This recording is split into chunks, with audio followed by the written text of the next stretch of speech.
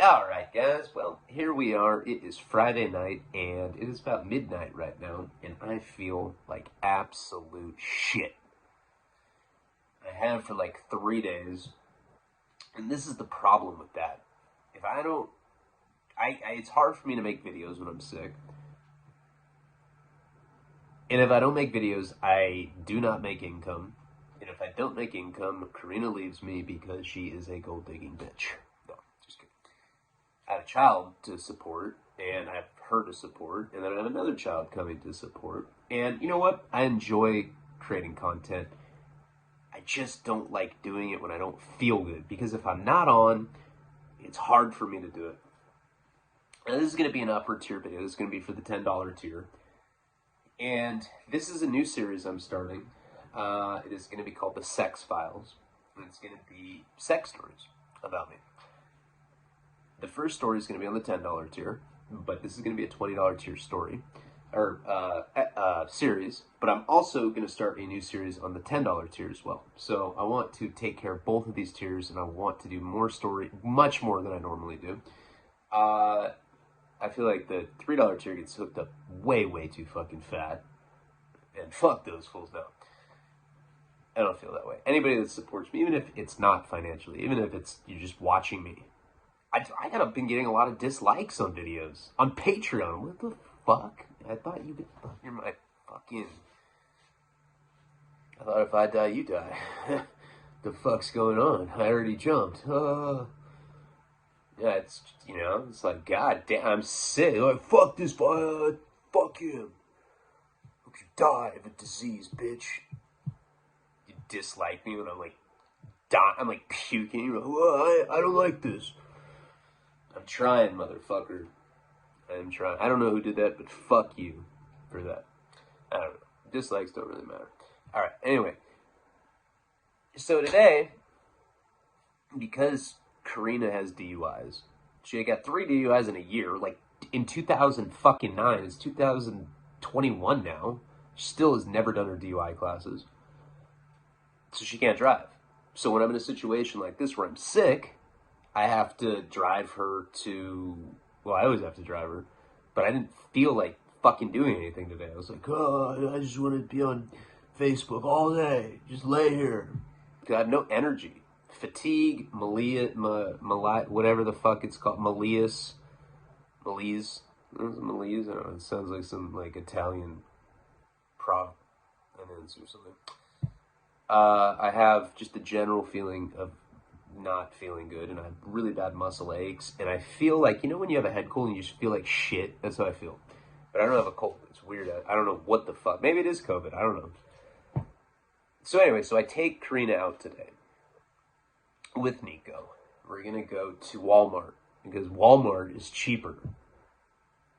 It's like, we're not even hurting like that. I'm like, okay, why don't we, I don't care. I don't want to go fucking further so you can save $1 on orange juice. I don't care. I'll pay the extra. I just want to get this over with. Nico's sleeping. Nico wakes up, like, we're getting food. We were like at Del Taco or something. No, we were at El Pollo Loco. And he wakes up and he's screaming, like Exorcist style. He starts talking. He's like, fuck you, Bruce. I'm like, huh? No, he said shit today. And it wasn't for me. We figured out that he's watching inappropriate stuff on YouTube because he has a phone. He's not even 3 yet. That's super healthy. But anyway, he starts screaming in this drive-thru. And he does this sometimes. He'll wake up from a nightmare and he'll just start screaming. I'm always like, what can a child even have a nightmare about? I would love to know what's that terrifying to not even a 3-year-old kid. At this age, I see like my ex-wife, she's like sucking dick for Tylenol 3s. Tylenol 3s are like coming out of her nose. She's like, I love dick. That's like the kind of nightmares I have, and I wake up and I'm like, oh my god. I like hold Karina's hand. I'm like, you tell me you love me. She's like, I love you. I'm like, you'd never set me up, would you? She's like, no, I'm not your ex. All right, cool. But so he starts screaming. We're like in Del Taco, or El Pollo Loco. We're in the drive-thru, and like the car in front of us is like looking at us like we're fucking freaks. So Karina's like, let's get a Happy Meal. So we end up going to McDonald's, which is like next door. He's screaming so loud, the lady in front of us, again, is like staring at us like we're like kidnapping him or something. And then he's like, I try to order the food for him. I'm trying to get him a fucking Happy Meal. And he's screaming so loud. I'm like, lady, my kid's having like a meltdown. Can you hear me? And so I was able to like make it work. And he just would not stop. So then I parked. And by this point, like, whatever I have right now, whatever, like, who knows what it is, but it comes in waves. With me, like, I don't know, I'm just a hot tan fucking surfer kind of dude, so when I get sick, it comes in waves. It's just like being dope sick. I think because I've been dope sick so much, my body's like, oh yeah? Sick again? We'll show you, punk. And then it's like the same kind of shit. Like, I felt dope sick, kind of. I mean, the wave thing. So she takes Nico out of the car. I'm already, like, losing energy right now. God, it's horrible. Telling the story. Or I'm not doing an introduction and I'm losing fucking energy. But I'm gonna try. I don't care. I have to. It's like, it's not optional at this point. I have not checked the comments for... I don't even want to know what people are saying. I'm getting dislikes. It must be bad. So he's screaming. She's walking around the parking lot. People are looking at us. And then she's like, fuck! She yells fuck. She yells the F word of all words. He's laying in the concrete, like, wiggling his arms, screaming. And now she's screaming. And then I get out, and I'm, like, wearing shorts and, like, Ugg boots that Joe gave me. And shorts. So I look like, I don't know, I could be a meth-smoking construction worker or something. That's kind of how I look. Nothing against anybody that works construction or smokes meth. Well, construction worker, respectable meth heads, I don't know. Shampoo bottle, stickers. So she's screaming because she just got her nails done, and he, like, bent it back. And she's a tough girl. She is screaming in pain. And then everybody in this parking lot is looking at me because I'm all, like, tatted up, and I swear to God, they probably thought that I beat them. And I'm like, dude, can we get in the car before the cops come? And she's like, you're so paranoid. I'm like, oh my God. Now it looks like I really... She's like, you're paranoid. It's from prison. Nobody's trying to beat you up. But, like, I'm like, fuck. Somebody's probably hearing her say beat up. My illness is coming back. I'm like, oh, I'm gonna vomit. And so now I look drunk on top of it. Like, I have my family both laying on the floor in agony. And then we had to take him home. And then we had to go back out later. And then, same thing. I was sick as fuck at Walmart. Karina's, like, has her coupon book. I'm like, what the fuck are you doing? You act like we're, like, living in poverty. Like, get whatever you need. Just fucking let's get out of here. She's like, no. I can get 8 oranges for the price of 6. I'm like, dude. I'm like, one of the people from the parking lot's like, I knew it. I'm like, fuck, dude. And then I came home. And then something badass happened. Something good happened today. Something, well, fucking crypto, like, I woke up and I'm like, oh my God, I get a house now. Like, dude, everybody came up fat today on crypto. And then, so that was good. That was great. But something even better happened today. Something really big happened yesterday too. But I'll save that for when I can actually talk about it. But I can say this one. I've already said this, and you guys are probably like, who cares? You're fucking not. This is what an uppers your video is. Like a fucking 12-minute introduction. This is bullshit. I'm going to press dislike. I got a text message today. I'm going to be on the Bret Easton Ellis podcast on fucking Thursday. Let me tell you something. Bret Easton Ellis wrote American Psycho. He wrote Less Than Zero. He wrote Rules of Attraction. He wrote The Informers. Amber Heard was in that. She sucks balls. But by far, my favorite novelist.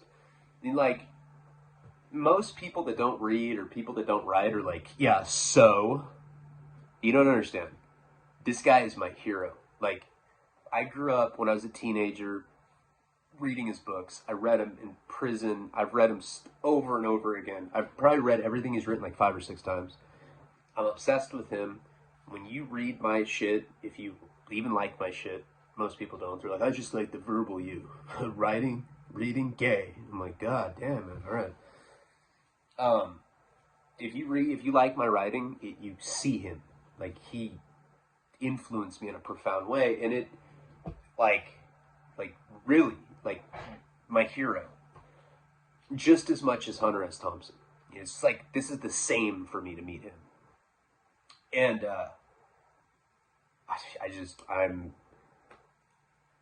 I was like shaking. Like, I already knew I was going to get on the show. It's kind of like with Joe Rogan. Like, it's already like, yeah, this is happening. But, like, I actually got the address. It'd be like the same if that was happening right now. But this guy, Brett's, like, actually somebody that just means a lot to me. And this is the thing, guys. When I was in prison, when I was writing my book, this right here, I found out he's a fan of my book. He wants to have me on the show. That alone makes me want to suck someone's dick right now. Not even gay. I was just like, oh, dude, fucking let's rage. And, but do you know who goes on? I'm the most unfamous person that has ever stepped foot in his presence on his show. Quentin Tarantino's been on his show. Larry Clark. He has some badass guests. And now it's going to be me. And I'm just going to be like, yeah. I used to get butt fucked for weed, so what? I was an addict. If you don't understand me, you're a fucking judgmental piece of shit. No, honestly, that's, even though I was sick as fuck today, top 5 best things that have ever happened to me in my entire life. I swear to God. It, like, made me choke up and get emotional. Seriously, like, that's like the kind of shit that would get me through prison. Like, thinking that kind of stuff would happen someday. It really means a lot to me. And, you know, you can make fun of me all you want. Silly. You're silly. You're silly, Willie. But it really, like, kind of lets me know what's up. I'm like, all right. You know, you got to realize, like, my entire life, I was, like, berated, belittled, laughed at. People told me that I was delusional. You want to be a writer? Look at you. Look at you.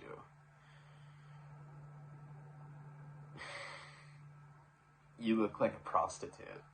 I'm like, how do I look like a prostitute? Because you do. People laugh at me. Parole officers, ex-girlfriends. Like, yeah, it's never going to happen for you. Karina told me that like a week ago. She's like, yeah, it's never going to happen for you. You're a bitch. Go make a video, bitch. It's all you'll ever do. I'm like, fuck, all right. Hey, guys, you know. All right, that's a long-ass intro, but this is the thing. Fuck it, I had to do it just so that I could get in the mode. I'm, like, getting hyped up now. I'll even put the timestamp if I can remember. 14 minutes, Jesus Christ, but I'll go that far over. How's that? So this is going to be the sex file. So, I don't really like talking about women that I fucked. Yeah, right, I love it. But, it's, you know, I mean, I was never really like a kiss and tell type guy. It just wasn't in my bag, baby. You know, it would, like, I don't know, maybe I was, but, like, I realized at a young age that when you hook up with a woman, or a girl, I guess, because we were underage at the time, if you go and tell your friends, if you're like, you know what I did Saturday? Fingered Amber. What'd you do? Snorted Adderall and made out with Mikey. You're like, yeah, that's cool. I don't care. You do you, dog. What would happen And I didn't know this then. This is something that I learned early. I'm not like the greatest looking guy in the world, but I have always been a confident fucking, and that's not even true. I was insecure as shit, but because I was so insecure, I presented a very confident stature, posture to women. Look them in the eyes. I was confident. I was like, I'm trying to get my dick sucked. Girls say, oh my god, you're so confident. No, I'm just kidding. It wasn't that crazy, but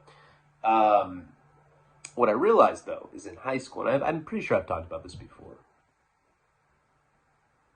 I had an abnormal amount of sex. I'm not saying that to brag.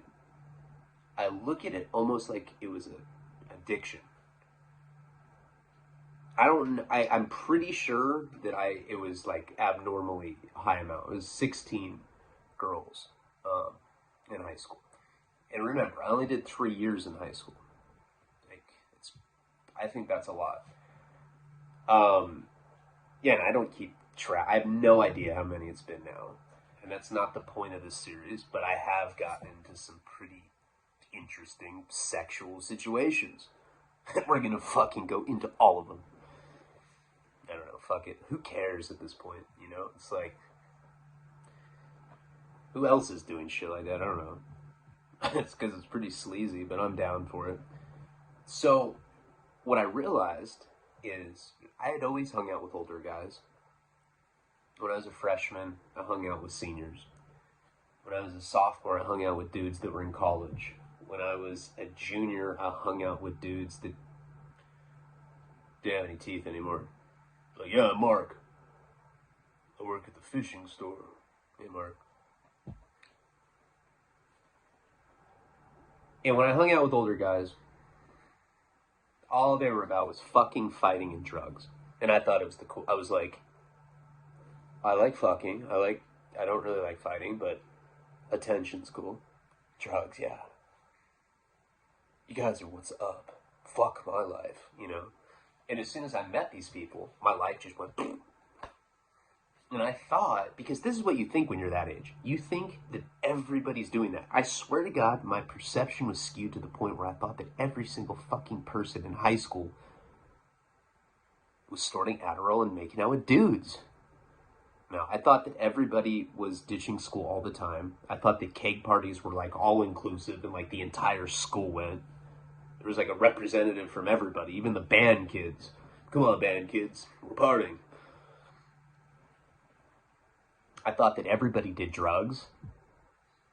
You know, I was like, yeah, the basketball guys, yeah, they do blow, for sure. Yeah, right. That's not true.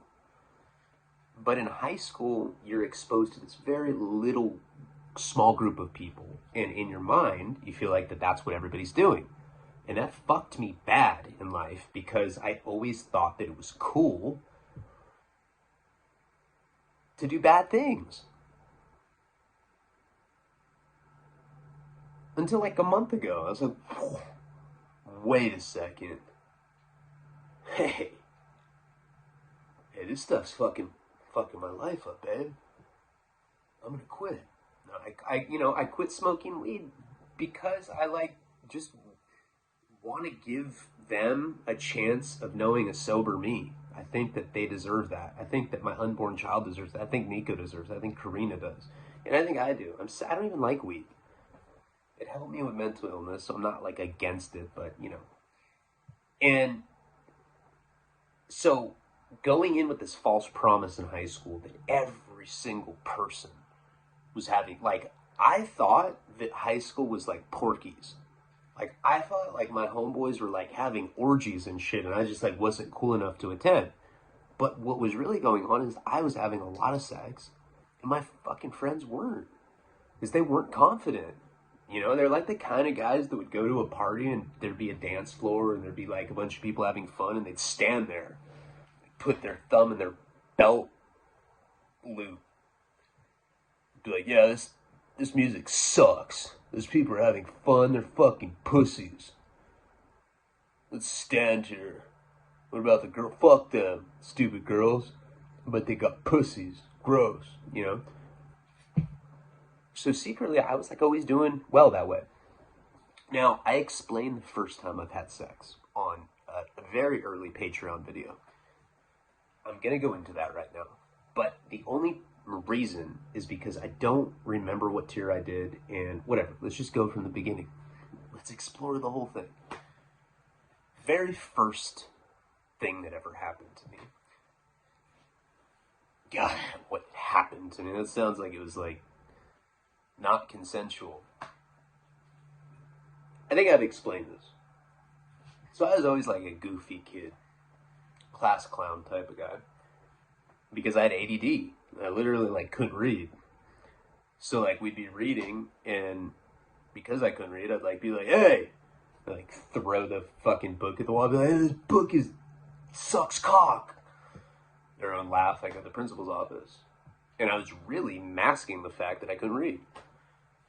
And I also thrived off negative attention because I was an only child, and I got much more negative attention when I did bad things with kids. I wasn't very good looking. I had buck teeth. I was kind of chubby.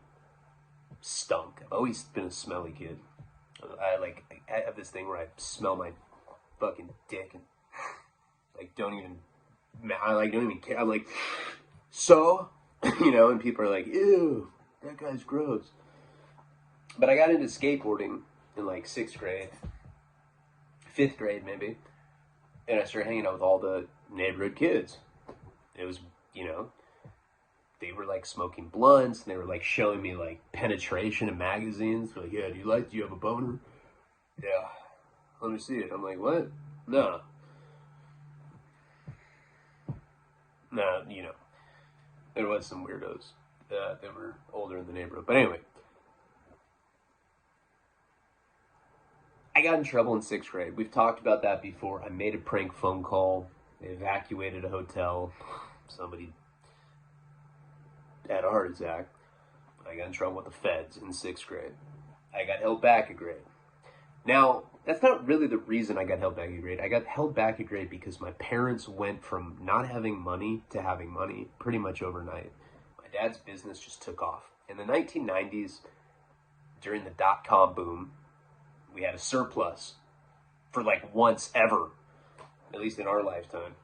And so everybody was balling. The economy was thriving. Bill Clinton's getting his dick sucked. He's like, yeah, he's like smelling it in front of him. Oh, fuck you. So, and I'm like, yeah, I look up to him. And so what happened is my dad's company, I don't know if I've ever told you about my dad's company, but he ran a national healthcare company. He named it Ryan Associates. He named his company after me. That's what a fucking spoiled little bitch I am. My dad had a healthcare company that he started in his basement in Boston, Massachusetts when I was born. I was born in Boston in 1985. Moved out to Santa Barbara in 1988.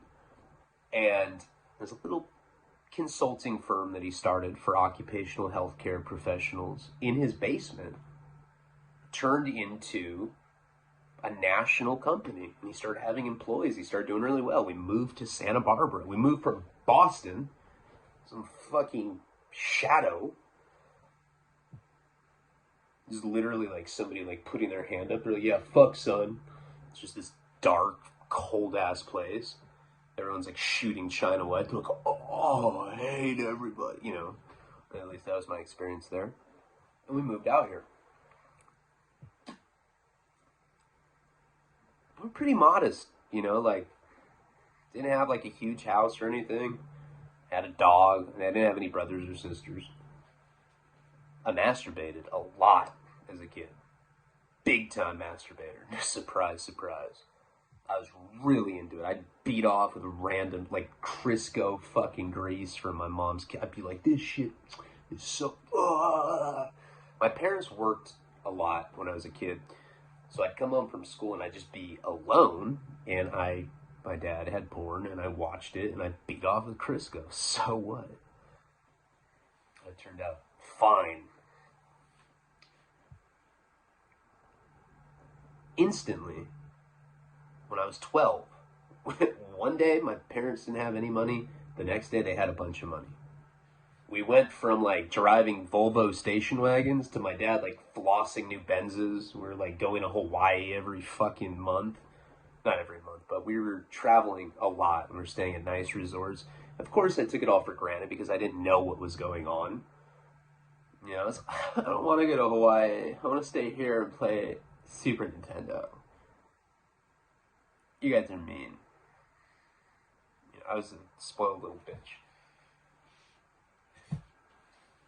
Now, because my parents had this new found wealth, they couldn't have me going to public school anymore, getting corrupted by the skater kids that I was smoking blunts with. AOL Instant Messenger had come out. I remember, like, right when I got it, I was probably like 10 or something, it was like 95, and I was in a chat room. And my dad came in, he's like, hey, what are you doing, man? I was like, nothing. And I was like talking, you know, we used to just talk to a bunch of strangers, right? Talking to like some 60-year-old pedophile that lives in like Minneapolis or something. I was like, yeah, bro, hey, how you doing? And my dad comes and checks the computer screen, and the guy had written, I'll never forget, this is so fucking weird. This guy writes, you know, there's something erotic about taking a shit. How it just slides out of your asshole. It whispers past your leg. He said some shit like that. My dad was like, what in the hell is... He like ripped the cord out. He's like, no more internet. I was like, fuck. Not too long after that, no, but I got the internet back and I beat off all the time to Jenny McCarthy and Pamela Anderson. The 90s were just fucking rocking like that. And then there was this phone number that you could call called Mona. It was the weirdest thing ever. I don't know if you guys had this. We had this in Santa Barbara. I don't know if this was a national thing. It was a local number you could call. And it was a woman that would tell you any time of the day, but in moans. You've called Mona. At the sound of the moan, the time will be 4 o'clock. Ah. I was like, oh yeah? It was just a recording, but I'd talk to her.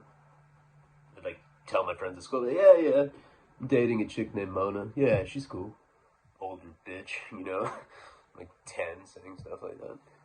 And you could like, and it was I think it cost money. I mean, no, it didn't cost money. But one thing you could do is, if you had a fax machine, you could pay like $5 and she'd send you a naked fax picture of her. It was the chumma in Minneapolis. He's like, yeah, this is me. I'm a chick. And you're like, oh, cool, thanks, Ted. So, that's the kind of stuff I had going on. I got really into horror films because they had gratuitous nudity. First time I ever jerked off. This is, wow, geez, this is like a really personal fucking series. I may have talked about this stuff, but I don't give a fuck, let's be honest. I just have to pretend like I care so that I look like I'm not like a sociopath or something. I got really into horror films that way. You know, and the first one I ever beat off to was Friday the 13th 4. There's this scene where, and that's the final chapter, it has the dagger sticking through Jason's mask. There's this scene where these bomb-ass fucking hyenas take off their jeans, and you see their ass. And as a little kid, I was like, oh my god.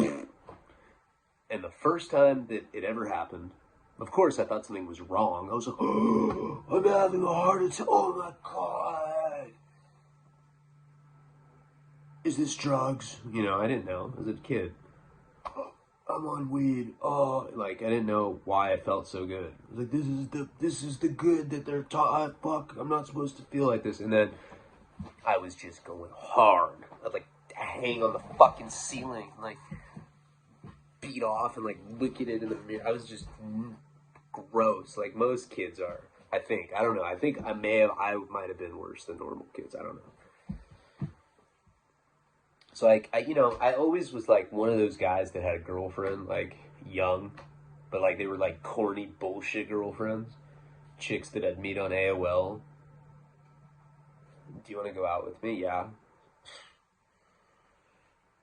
Age, sex, location. 12, female, Minneapolis. I'm like, 13, male, California. And it was probably a dude that I was talking to. But so we'd have these like fake girlfriends, and then at school I'd have girlfriends too. You know, even though I was kind of like a funky little kid, I always had girlfriends. I don't know. Like since I was like in 6th grade, I always had them. And then my parents held me back at grade. I got in trouble.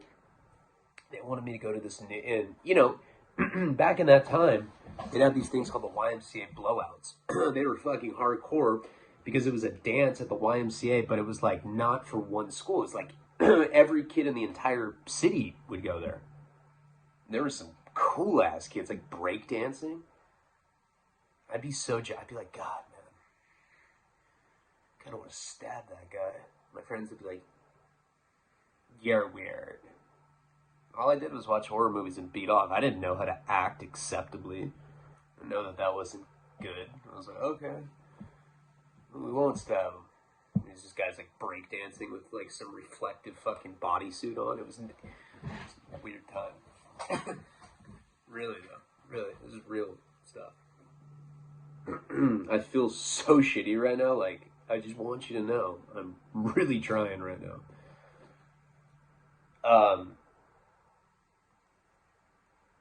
And so when my parents held me back, they always said it was because my learning disabilities, because I didn't learn as fast as other people. So let's humiliate you and make you do 6th grade twice. I was like, that sounds fucking bomb. Bomb, Mom, bomb. So I ended up going to this, and it was embarrassing. All my friends were becoming skinheads. I'd like call them, you know, because I was like always one of those guys that talked to people for a long time on the phone. I call my friends from the public school and be like, hey man, yeah, I had to start 6th grade again. It sucks. What are you doing? Why would you ask if I hate Jewish people? Of course I don't hate Jewish people. Why would I hate you? Okay.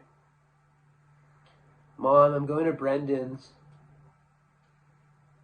It's a school night, Ryan. I don't think you should go to Brendan. What are you guys going to do? I don't know. He says he wants to burn a cross.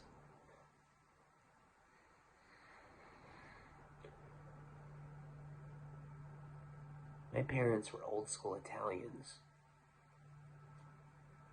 I know exactly what the fuck you mean. You go ahead. No, I'm just kidding. My mom didn't say that. But my friends really did become skinheads. It was ridiculous. I don't know why. They like went to public school and they got like next time I saw them, they were like wearing like these big ass black boots and like Dickies and like wife beaters, and they buzzed my head. They're like, you hate Mexicans, you hate Jews, gays, blacks. I've never even seen a black person. I live in Santa Barbara, but seriously, there are no black people in Santa Barbara. It's not even a racist town. It's just I have no idea why, but you know. Certainly at that point, I really, like, honest to God, I don't think one black person went to my school, you know, but the thing is about Santa Barbara is it's, like, a very hippie-ish town, so, like, most of us were raised not to look at anyone differently. I never did, but there wasn't a lot of diversity at our school. There were some Mexican kids, but not that many. It was mostly white. We take like those like pictures where we're all standing, everyone would like be wearing sheets. I'd be like, I don't feel comfortable with this. This is bullshit. And then Brendan would be like, yeah, I don't either. I like brought Ninja Turtle sheets. They're like, that doesn't count. All right, anyway, I don't know. Always on some racial shit. Prison, dude. Prison fucking did that to me.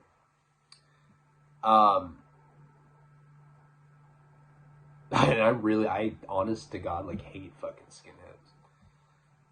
I always have. Even when I was, like, this age, I remember they were shaving my head. They would watch American History X all the time. Like, yeah, I've watched, they're gonna curb stomp this fucking black dude. Oh, dope. I'm like, you guys, like, realize at the end, though, this is like why this is not good.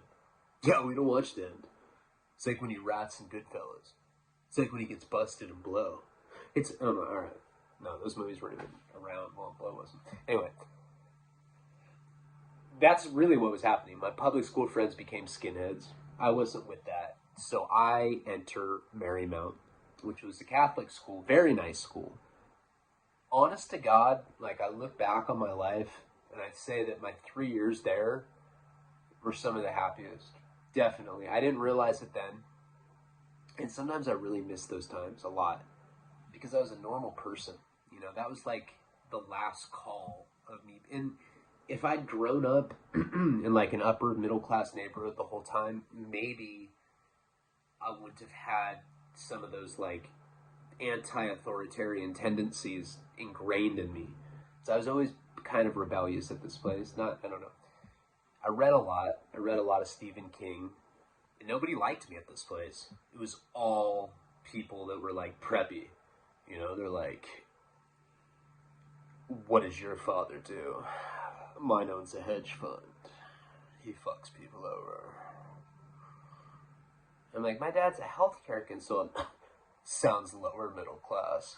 Gross. Let's go. And it was like people like that. I was like, Jesus Christ, I don't know what the fuck. I'm at like a school of vampire kids? Jesus. So I became friends with these two guys, Andrew and Preston. And I am friends with these guys to this day. I talked to Preston for like 2 hours today, telling him, I'm like, I'm sick. Just trying to help us do something. But yeah, he's a great guy. He's sober right now. And it was actually, I don't know, it doesn't really matter. I don't want to put his business out there. I got to get him on the show.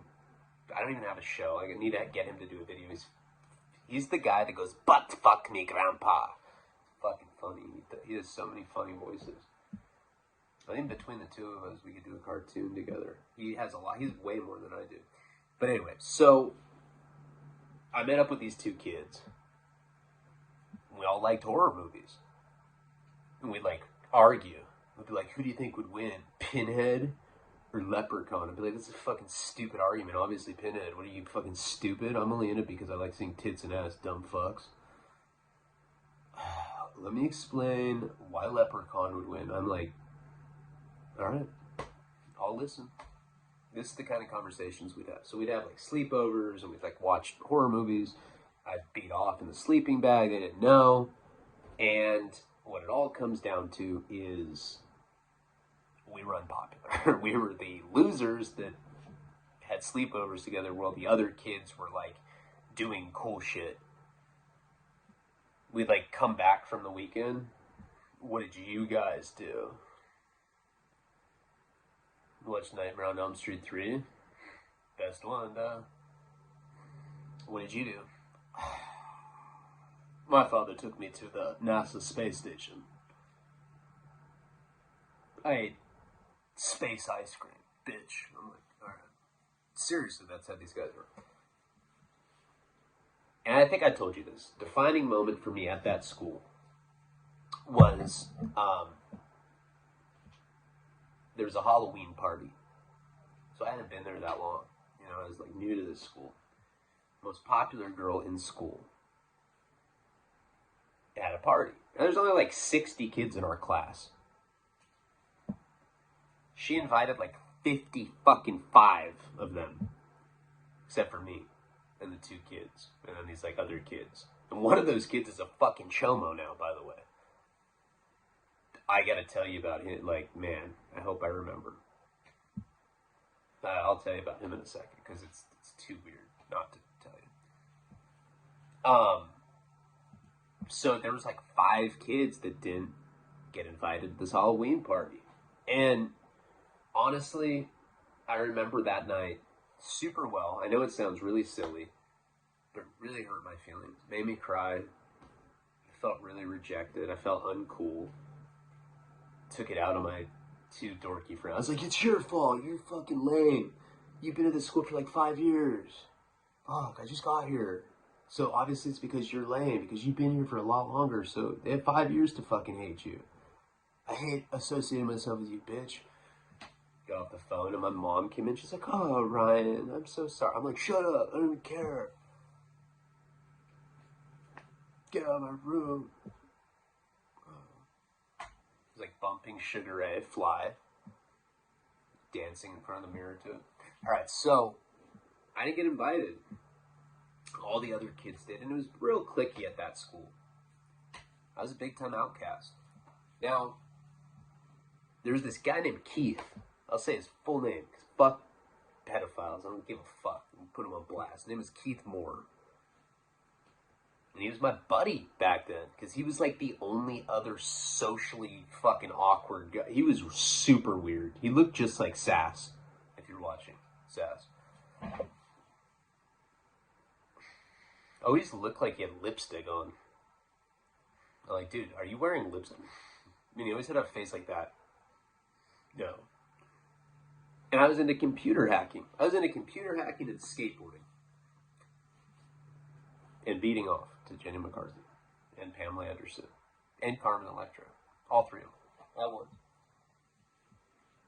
But I was into hacking, and so was this kid Keith. And he'd be like, Apple is a much more superior hardware system than IBM. Shit like that. Oh my god. Even then I knew. I was like, fuck my life. This is who I hang out with. It's like this guy or my neo-Nazi buddies from the public school.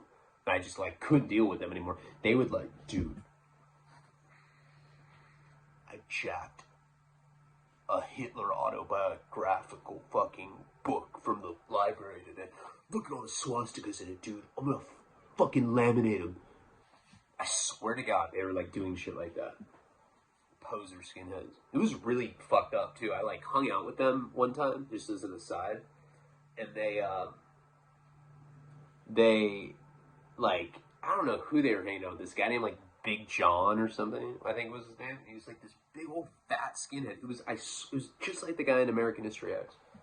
And he had like a pretty good looking girlfriend. She had like overalls on. It was the exact same situation as American History X. It's the weirdest shit. I didn't even know where this guy came from. He was like from out of town. They're like, yeah, we have an out of town skin coming.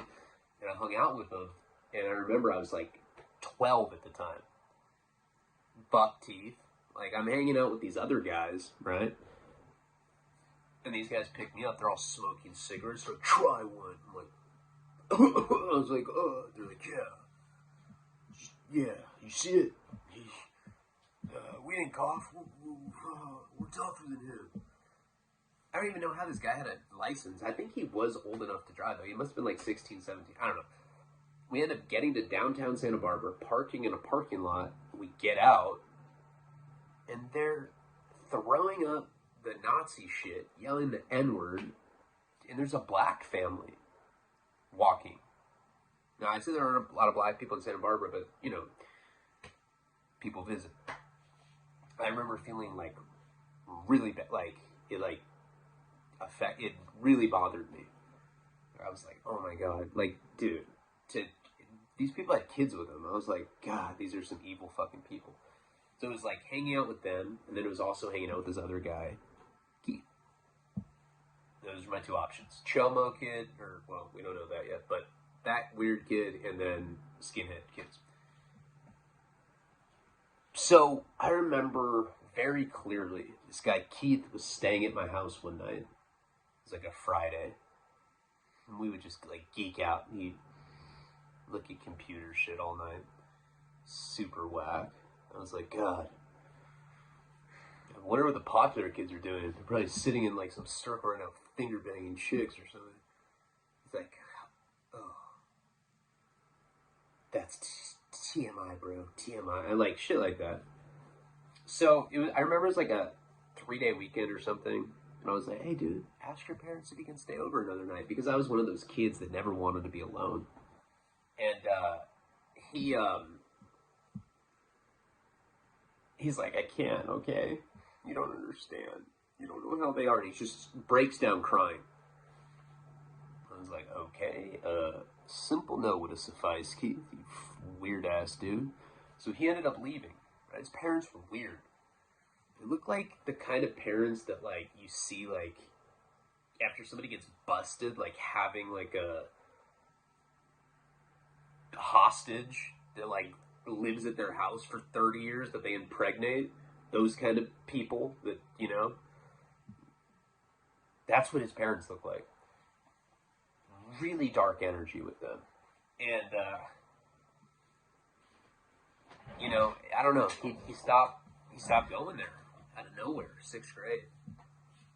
Now, I don't know why. I swear to God this is true. But this year, just a few months ago, I had a dream that he was getting arrested for being a chomo. It was the weirdest dream. Like, there were like news cameras on him, and he was like, I didn't do it. And he has like this weird flush face wearing lipstick, you know? And, I don't know, I just woke up, I was like, damn, dude, I don't know, like, just the way he acted, his parents, I just thought there was something really off. I Googled his name. He'd been arrested a few years before for raping a kid. Like, sodomizing a kid. But, dude, I was like, Jesus Christ. I don't know how I had that dream and how I hadn't thought about this dude in like 20 fucking years. And so I asked my teacher, who I'd become really good friends with, that, you know, and he said that at one point the reason that he left abruptly at that school was because he had marks on him, and this teacher had asked him about it, and he got really weird about it. He got skittish about it. So protocol with stuff like that is that they automatically have to report it to like some sort of, I don't know, CPS or something. And they found out that it was reported, and his parents withdrew him from the school immediately. So if I had to guess, I'd say that he was getting abused by them, which, of course, I feel bad for that, but that's no excuse to perpetuate that abuse. You know, that cycle can end. People don't have to continue to harm children like that. I zero compassion for people that do shit like that. That's just, I don't know, just a little short branch off of this story. Jesus. It's always got to be chomos and lesbians with you, huh? And trannies. Alright. So, that's pretty much how it was that year. You know, I didn't have a lot of friends. These two guys.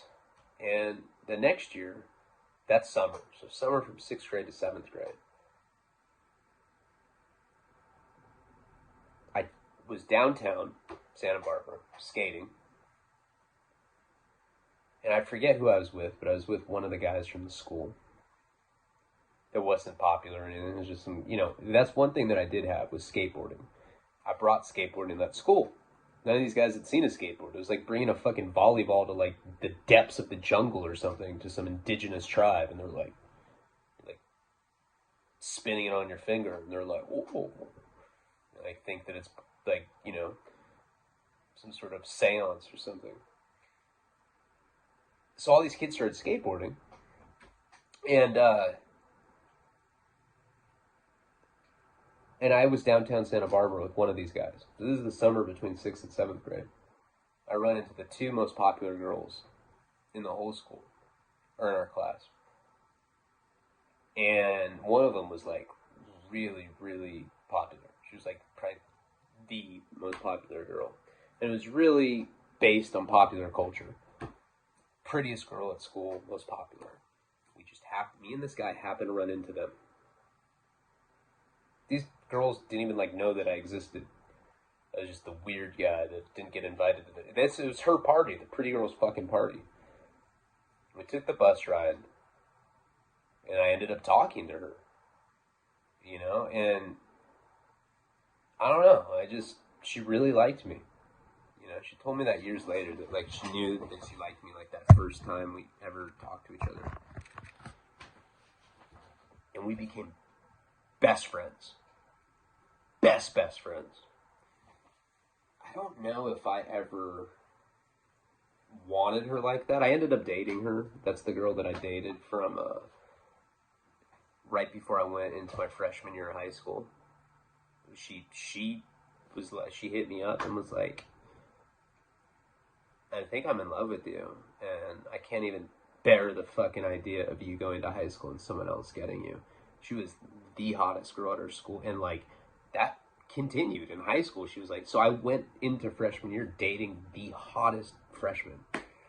And I fucked it up because I was like, I'm gonna do drugs instead. But anyway, it doesn't matter. Her and I became best friends, and what had happened with that is that because I was friends with the prettiest, most popular girl, when you go to a private Catholic middle school like that, there's a finite amount of good-looking girls. But social events, there's multiple schools involved. So we go to like dances at like a different, private school, or they'd come to our school. So we start mingling with all the other rich kids in that town. And because I was friends with her, she was like my wing chick. I just walk up, and I got better looking at that point. She discovered that if I had a backwards hat on, that it made me look less whack. It was like, she's like, dude, with a backwards hat, you look less whack. You always have to do it. So that became my like signature. Always had a backwards hat back then. There's pictures of me in the documentary, and always flex fit, black hat backwards. I'm always like, always. I still do that. No, I don't. You see that a lot on Facebook. That's crazy. So I started dating really good-looking girls all the time, and because I always had girls like that, the guys I became popular. I was a popular kid at this school, and I didn't have that in high school, that's for sure. I was a fucking outcast. Well, not an outcast, but I was in the, like, party scene, Most of those dudes are, like, at a sober living right now, drinking a bottle with, like, a fucking brown bag over it.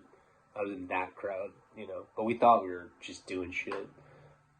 And so I started hooking up with these girls, and back then, everybody knows it's like,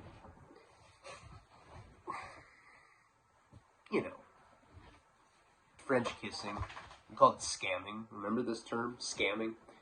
We'd do freaking, or we'd like do dancing and like grind our legs to get like, I don't know, it was very like suggestive dancing. And I'd make out with girls, and like I'd try to finger a couple and like get my hands swatted away, and that never happened. We end up being at this dance. Another school had come. Now, this school was Santa Barbara Junior High. They were in 8th grade. We were in 7th grade. And I saw this girl that I really liked.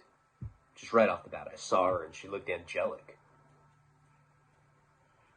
I put my hand in my pants. No, I didn't do that. But I saw her, and I didn't know her name, but she's wearing a shorty shirt. It's just like I'm wearing, but it was like these 3 balls. It was the shorty snowboard brand. So I was like, damn. Did you guys see 3 balls? And that became her name. I didn't know this girl's name. She was from a different school.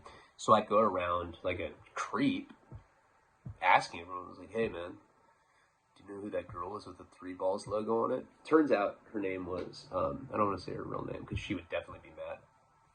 We have a weird love-hate thing to this day. Well, I will get into her a little later. I think the last time I saw her, it was just out of control. I was like chasing Karina down the street. I hadn't seen this girl for like years. I have a bottle of Canadian Mist whiskey. This was like right before Karina got pregnant. I was like, come back here, bitch. And this girl was like, Ryan, what the fuck are you doing? I was like, we were like in this business complex that she was working at. She hadn't seen me for a long time. She probably thought I was like, oh my God, I'll never change. But eventually I end up getting her contact information, and she likes me too. It's that kind of thing. So this is like all hijinks stuff. And we start dating. Now this was a big deal. It was a big deal for me because she was in 8th grade and I was in 7th grade. That was huge. That didn't happen. Mac Daddy back then. We were on and off for a while, and I felt her up. That was like a big milestone. I felt like I fucking landed on the moon or something. And then one day, we talk on the phone all the time about stupid shit. Do you like Blink-182? Kind of. Do you? No. You're a sellout if you like that. I like Green Day, or whatever, you know? And, no, we were like way too cool for shit like that. We listen to like No Effects and Pennywise and shit like Lagwagon. Whack it. I still like No Effects, but the other bands, fuck them. We're into punk rock, but we were like all preppy and listen to punk. It was just the total opposite of what punk is. So she called me one day and she's like, hey, I've been thinking, I'm in 8th grade and you're in 7th grade. I'm pretty sure we should finger. I was in like, you know, I mean, we're essentially playing roles that we see on TV. I'm like, babe, are you sure you want to take that step? I mean, once we finger, we can't take it back. I'm like looking at my nails. There's like grime under them. I'm like, fuck. Hope she's not gonna call me out right now. I gotta file these bad boys down. She's like, you know, I've put just a ton of thought into it, and I want you to finger bang me. Right now. Wear that Tommy Hilfiger cologne that I like. I was like, alright. Parents weren't home. Now at that point, we were living in a much bigger house. We lived like up in the Riviera in Santa Barbara. My parents still live there to this day. And I could get to her house in, I don't know, 10 minutes on my skateboard, bomb, all downhill, super dangerous. If I like fucking hit a speed wobble, I die. Yeah, I'm trying to finger. I don't give a fuck. And I ended up bombing this hill, and I get to her place. Very intense. Fucking heart was beating. Felt like I was like going to assassinate a celebrity or something. It was really weird. I get into her house and it just reeks of like Bath and Body Works candles. I was like, hello? I'm like talking differently. I'm like trying, you know, I think that I'm supposed to be like all suave. I'm like, hello? Is so-and-so here? And her parents were at work. I don't know why I said that. I was just like, I think I'd watched too many porn or something. And she comes out, she's like wearing like a nightgown. She's like, hey, poo-poo dad. No, she didn't say that. She's like, hey, you want to come in my room? I was like, yeah. Grab her hand. She leads me into her room. I got to admit, I was nervous. I'd never touched a vagina before. I was scared. I know what was going to happen. All I knew was that it could be life-changing. Like, this could be it. This is the test. If I'm queer or not. No. I was just nervous, you know. And so, this is really... I know I did this video long ago. But, like, I do believe in, like, completism on Patreon. And it helps me not miss things, you know. But I will say this. I always thought that the vagina was the pubic mound. That's what I thought it was. I didn't realize that it was underneath. I thought that it was where the bush is. When I watched porn, that's what I thought was happening. I thought that a penis was going into the bush. I thought that it was a fucking straight shot.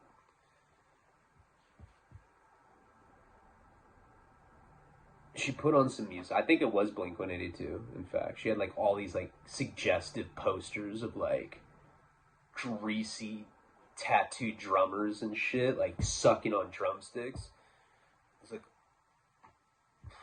I feel super uncomfortable with that poster. She's like, just do it. She guides my hand down, so it kind of, like, does the crawl. And I remember feeling moss. I felt like moss on like a rock. I thought like a fucking sand crab was gonna like felt like that kind of terrain or something. Like, Jesus Christ. I felt like I was like crawling in a creek.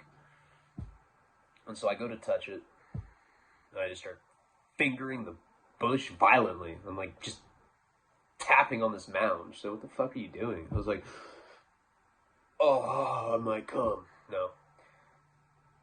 She's like, that's not it. And she just slides it down. And it was the first time I've touched it. Ever. In life. Cathartic moment. Fireworks. Suddenly I understand algebra. I'm like, oh my, like, the fucking universe, man. I'm like, this feels bomb. We're programmed like that, man. Don't think I'm weird because of that. There's some weird fucks out there, and I'm not one of them. I am a weird fuck, but not a dangerous, creepy weird fuck.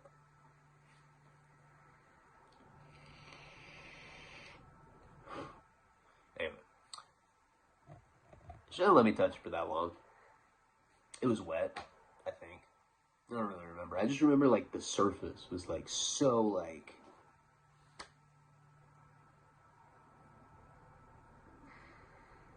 I was like, I know what I want to do. Now, the rest of I want to grow up. Right now. I want to stick my dick inside of that. And she's like, okay, I'm done.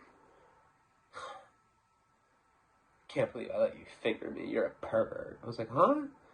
She's like, go. I was like,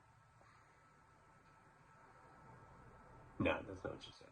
She was, like, awkward afterwards. I mean, that is pretty much the spirit of what happened. She just didn't say that verbatim, but she pretty much made me leave because her parents were coming. And I end up, the next day I was going up to Northern California for Thanksgiving. And we were flying up there. I remember this so clearly. I get on the airplane, and I did not wash my fingers. No way. Because I could smell it on there. And I remember I was really proud of that. Like, I was, like, hoping that people in the airplane would just see me periodically being like... And that's what I was doing. I swear to... I probably looked like such a creepy teenager. I was like... Ooh, God, man. I miss my girl. You know what I'm talking... Yeah. Miss her, dog. Yeah.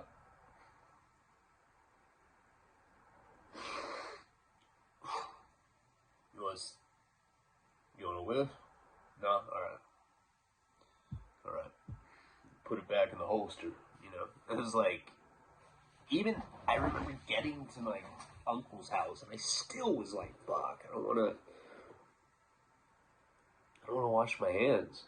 If I could have, like, put that in a scrapbook or something, I would have, like, taken a culture off it and, like, yeah, first scent. I don't remember what happened after that. I mean, eventually I have not washed my hands since. But I know that girl, oh yeah, I know what happened. So then, we broke up, I don't know, at some point. I don't remember why. I mean, we were on and off a lot. But I started... After that, it was like the floodgates of possibilities opened, you know? I was sexually liberated, shall we say. No, it was just like it was like a gateway drug, you know? Like, once I had touched it, I was like, I will steal for this. I will rob fucking banks to do this again. Care. I'll take risks.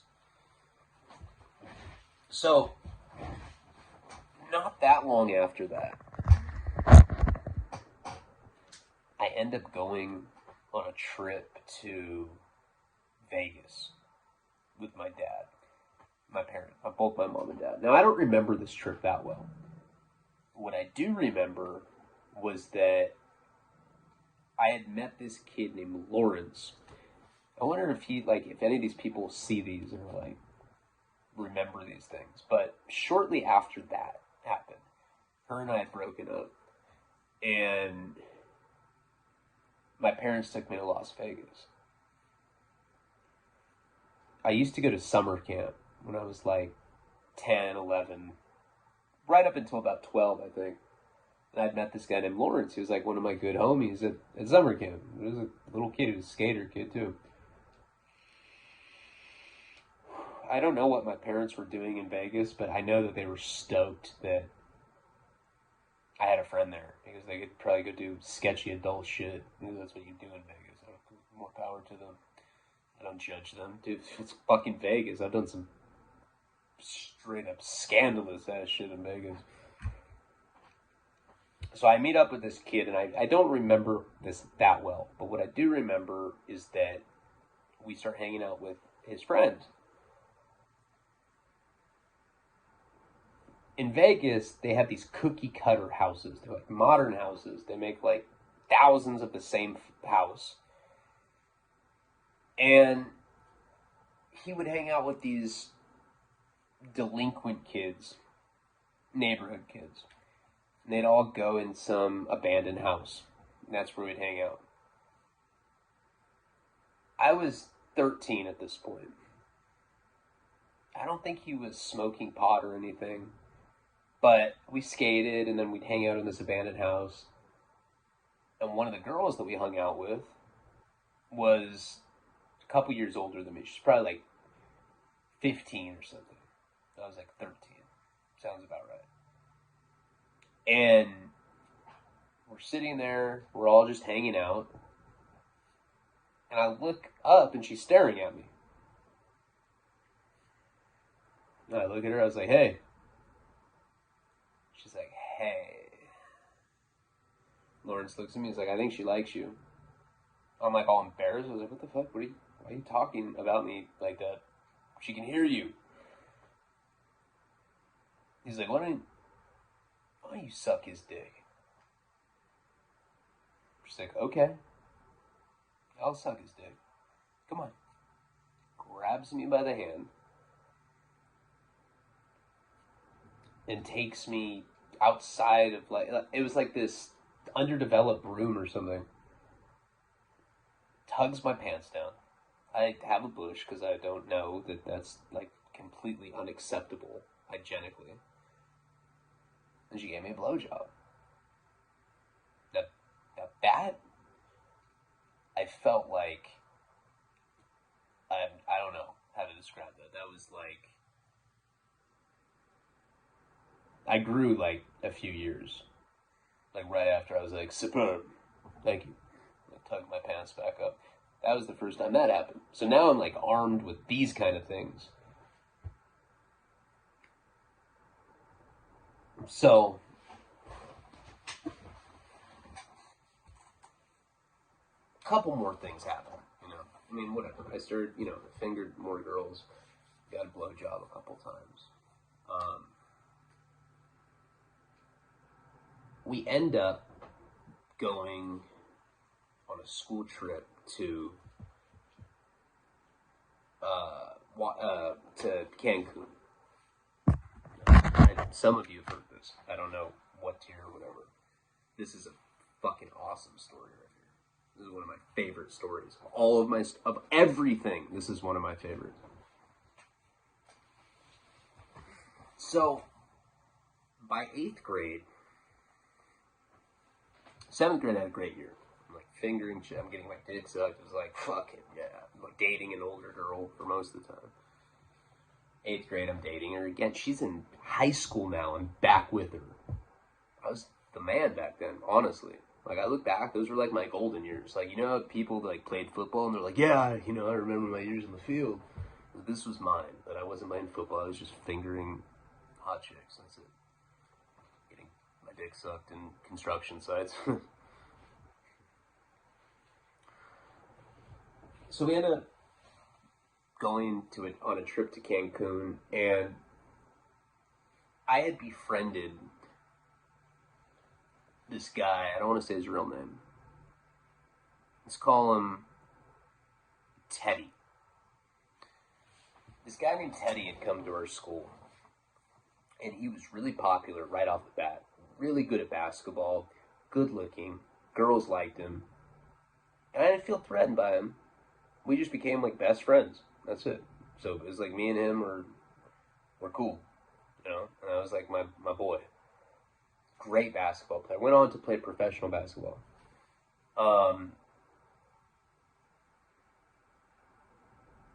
So we were all hanging out with him a lot. I mean, that was like my guy. That was my dude. The night before we went, my dad got us tickets to see NoFX. We were just talking about that before. And this is pretty crazy. So we go to this show, and it starts at like 10 o'clock. Now my dad's like, all right, guys. It's like me and like 3 or 4 of like my 14-year-old friend. We're going to Cancun the next day. That's what kind of privileged life I had back then. I fucked it all up. Like in a prison cell, having to beat off and listen to my cellie's breathing patterns so that I can get away with it. I'm like, Dad, I used to go on trips to Cancun. Now I'm doing shit like this. This sucks. So we go to this show, and you know how shows work. The headliner goes on last, whatever. And by the time NoFX goes on, we got to hear one fucking song. My friends were like, come on, man. Your dad said 10 o'clock. I'm not fucking with that. I was like, are you serious? Let's watch the show. What's he going to do? Ground us? We're going to Mexico tomorrow. Who cares? But all of these guys are like, no, Ryan. You're being defiant, man. We're going to go see your dad. And so we missed the whole show. I was like, God damn it. Now, we were like in the mosh pit, and we were little kids, and my friend had stuck toilet paper, or like, yeah, I think paper towels in his ears to like blockade the sound. It was like, you know, earplugs. A year later, he's having these like intense migraines. He goes to the doctor, and he had this rolled up napkin wedged in his ear for a year. It's insane. He like almost died. Oh yeah, you can't do that. You know, I was like, oh my, it was really weird. So we go to Cancun the next day. Me and Teddy, pretty much, you know, whatever. We go with, not everybody went on this trip. This was a spring break trip, and it was optional because not everybody, parents would pay for it. You know, your parents, it was like expensive to do it. But my parents were like, whatever, yeah, we'll pay for you to go to Cancun. Yeah, no, we're probably with about 40 people, girls. And the way that it was set up is we went with my teacher, Tim, who I'm friends with this day, cool ass dude. Our math teacher, our English teacher, and our English teacher's 18-year-old daughter, Sara. Bomb. At that point in my life, that was like one of the hottest girls I'd ever seen in my life. Big boobs. Beautiful hair. Who cares about her hair, but pretty face, whatever. And she was the chaperone. She's one of the chaperones, along with these other teachers. Now, from the get-go, you know, we're taking plane out there, sitting right by her. Me and Teddy are straight up harassing her. We're me-tooing her. Just bugging her. We're like, yeah, you're hot. We're kids, so we can say what we want to. We're just being like obnoxious little kids. But she's flirtatious with us a little bit, you know what I mean? Like she kind of talks to us. So we end up getting to Cancun, and the way that they set it up was that we would stay in hotel rooms. Sometimes it would be big groups of us. Sometimes it was just 2 to a room. Teddy and I got our own room. Some badass resort in Cancun. We would go to the villages and buy cool shit. We would go to pyramids. We would go to ancient, ruins and go sea doing. All sorts of fun shit. The next day, we end up going to the beach. A paisa comes up to Teddy and asks him if he wants to buy Yeska. We don't know what Yeska is. He's like, marijuana, mota, Yeska. Pulls out the shittiest weed I've ever seen. It looked like hash browns. It looked like hash browns and pencil shavings. It looked like cum in it. Teddy's like, this shit looks bomb. Fuck yeah, let's get it. How much? $5. He gives us this ounce of this shitty weed. It was like, I don't even know what the fuck. It was like, looked like it had been dug out of the earth. Okay, I don't know. You know what I mean? It just looked earthy and shitty. So we got that. Later that day, we go to a village, and we end up buying a wooden pipe that we can smoke with. I have a pipe like that. I don't know where the other part of this is, but oh god, look how dirty my fingernails are. Jesus Christ. This is how, this is what it looked like. It was like a wooden pipe like this. I don't know, I've been sticking my fingers up my ass. So that night we're planning on blazing it in our hotel room. Now, we hadn't really smoked before. We were just rebellious kids, and he was down. He was like my homie. We were just down for whatever. So we're about to, geez, my fingernails are really gross. I'm embarrassed. So, I don't care. So we're going to smoke that night. There's a knock on the door. Da, da, da, da, da. Remember, we're roommates, just me and him. It's Tim, this teacher that I'm like really good friends with these days. He's like, guys, I got some inside information. You guys have drugs in the room. I'm going to have to search your bags. Teddy's face just goes white. I didn't care as much. I was like, yeah, whatever. Just blame it on the bison. You know, I don't know what I was thinking, but I wasn't as scared. He searches the room. He finds the weed and the pipe in the backpack. We both get interviewed about it. I said, I don't know. I was like, I have no idea what you're talking about. They interview Teddy. I don't see him again. We have a group meeting later that day. They say that he's been expelled from the school, and he flew home immediately for buying drugs. And at this conference that we were having, we found out that this kid named Harrison had ratted on him. Little bitch. Now, nothing against Jewish people or anything, but he was the only Jewish kid at the school. It has nothing to do with anything. That's the only thing I remember about it. That's how fucking unremarkable this person was. He probably had a horrible life. Snitching out people like that, ruining their fucking lives. Teddy turned out fine. So now, that's my best friend. The mood is fucking solemn at this place. Sullen. It is sullen-ass mood. So that night, they take us out to a dinner. All the teachers sit at one table. All the kids sit at another table. There's like 40 of us on this long-ass table. Sara sits next to me. Blonde with the big tip, the chaperone. English teacher's daughter. Everybody's in a bad mood because Teddy got expelled and sent. We're just all bummed out. That was our boy. Waiter comes and he's getting us all, our drink orders. And I was like, hey, man. Add a couple shots to rum to each one of these Cokes. Well, no problem, senor. And he goes back into the kitchen. They come back and serve us our drinks. And they're all spiked with bourbon. Sara looks at me. She takes a sip. Everybody's taking a sip and is like, oh. And she takes a sip and she smiles at me. This is the chaperone, right? She smiles at me. She gets into that,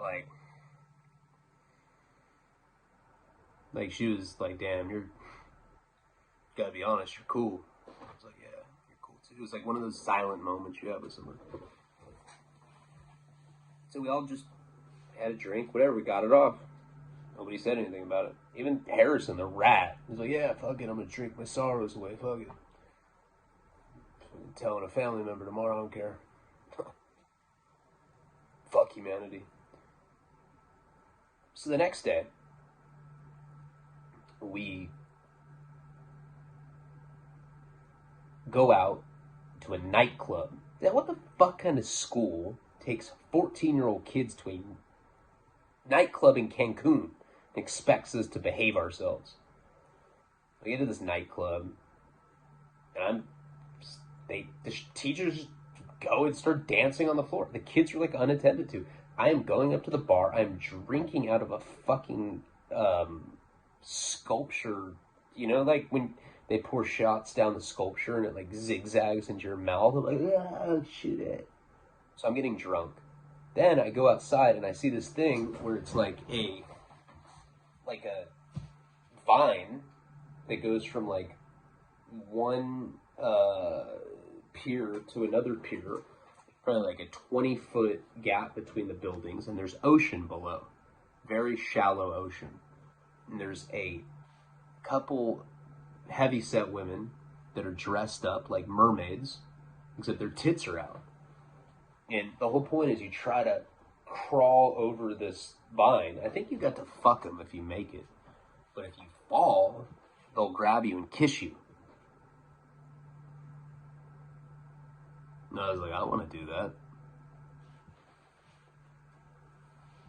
And I'm like trying to do it and shit.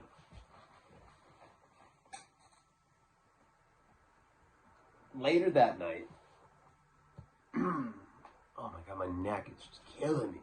I can't believe I'm this fucking far into this. And like, I feel so shitty right now. I'm like really proud of myself. If you're still riding with me, that's what's up. So anyway, so we're like trying to do this little vine thing. The teachers are not paying attention to it. This is like what we're doing. I'm like, yeah, I'm gonna fucking make out with a mermaid, you know? And so after all that, Sara, that's not her real name, so excuse me if I say it. This girl would definitely not be cool with me telling this story. I see her kind of like by herself. Now there's a little short paisa selling roses, single roses. I have money and shit on me. I go up to him, I was like, hey man, how much for a rose? He's like, $1, whatever it was. 10 pesos. So I was like, all right, let me get one, and I want you to go give it to that blonde girl right there. Tap her on the shoulder, and when she asks who it's from, point to me and say that I say she's the most beautiful girl in the whole wide world. He's like, senor. I was like, well, you know, I bring that heat for Gavacho. So I'm standing there. I'm like drinking. I'm like, I have like a fucking gin. I'm like already acting like a 55-year-old alcoholic. Like eating olives, toothpick. So he taps her on the shoulder, and she looks back, and I see him pointing, and she just mouths "thank you" with the heart. Instant boner. I was like, I want to butt fuck her. No, I didn't think that. Or I don't know what I was thinking. We keep getting drunk. She's drinking with me now. We're all drinking. We're taking shots. The whole fucking 8th grade class is shit-faced. It's time for us to leave, like, you know, an hour later. Even the teachers are shit-faced. They're, like, making out with each other. We're like, what's going on? No, they weren't. That'd be fucking hilarious, though, if they were. So, we start walking back to the hotel. Now, at this point, we had moved to a new hotel. We moved around quite a bit. And it wasn't set up like the one with me and Teddy. This one was set up where there was like 5 of us in a room. So I was like staying with these 5 guys. Everybody is ahead of us. Sara kind of falls back a little bit. And she's like, I gotta thank you for the flowers. She's all drunk. I was like, yeah. And she just goes, and flashes me. We're far enough back where nobody saw it. Now, I've never seen an adult's tits like that. They were that nice. I was hit my forehead on the pavement. I was tripping on it. Like, what? This girl was 18. How could I have that kind of good fortune? I was 14 at the time. And she's like, as soon as she's like, oh my God, she's all embarrassed. And that was it. Night's over. I don't tell anybody about that shit. I don't want anybody to know. But of course I'm laying in bed, beating off, thinking about it. Oh, my friends are like, dude, can you like at least do it under the covers? I'm like, no, I'm thinking. Next day, go to sleep. I mean, I went to sleep with these like sweet dreams. Next day I wake up. And we're going to go sea doing that day. Or we're going to go rent jet skis or whatever. We're all going to go in a group. And we're like getting ready to go. Probably going to like leave in an hour or two. I don't remember what the case was. I think we had already had breakfast. And the phone rings. In the hotel room, phone rings. And one of my friends is like picks it up. Hello? McAllister residence or whatever. No, yeah, I don't know what he said. But, he's like, yeah, hold on. Ryan, it's Sara, it's for you. Dude, I think you're in trouble. She sounds weird. I get on the phone, all of these dudes are like crowding around me. They all have like retainers on. They're like, what's going on? I'm like, dude, get away. I was like, yeah? Sara? And she's like, hey, just wondering if you could come to my room and help me put some of my sunblock on. I got a blind spot on my shoulder. Thanks. She had a room by herself. I already knew what it was. My friends were like, what's going on? I was like, nothing. I think maybe they know that we drank. Oh, don't say that. Don't say that. My father would be so mad. Dude, he was just about to buy me a Jeep. I'm like, bro, you're 14, so? He likes making other kids on the block jealous that actually can ride. So I'm like, yeah, well, I gotta go to a room. I remember going into the bathroom and like washing my balls with soap. And I headed that way. And guys, this was an 1.5-hour video. I'm tired. This is a good story. This is gonna be a good series. It really is. I'm feeling like that. Fuck, these are memories I want to relive. You know, I don't know. I appreciate those of you that know that I'm legitimate. I really am sick. You know, and it sucks. And I do appreciate the ones that understand that I'm a human. I eat human food. I should be treated like in human ways.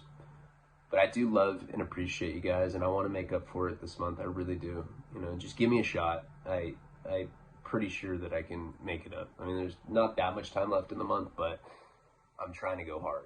You know, I'm feeling better now. I felt better doing that video. It just comes in waves, like I said. But I'm exhausted. I'm going to pass out right now.